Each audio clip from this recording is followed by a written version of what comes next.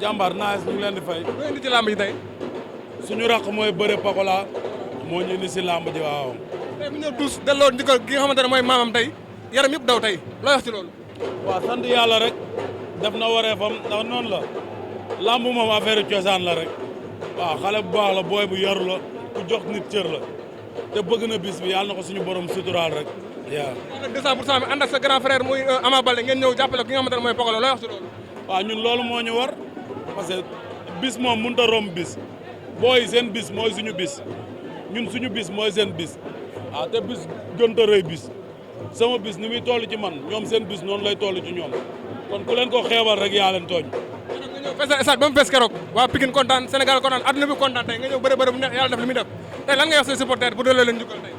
sant yàlla rek man samay supporter aw ma lu ma leen di wax ndax maag ñoom ñoo dëkk te maag ñoom ñoo far du ay lamb lañ ma toppee ama ñoo dëkk ñoo foondoo ba niñ toll nii comprendre nga maa leen di wax lamb noonu la di leen wax ni am na yeneen ndam yu nekk ci kanam te incha allah fu mu nekk dinañ ko jëli incha allah bu neexee yàlla. ndax ki nga xamante ne mooy Sokhou pare na déwén dugg ci li nga xamante ne mooy fi mu nekkoon ba léegi yaa ngi fa.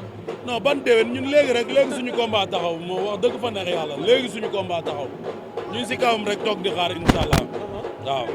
pare nga daal.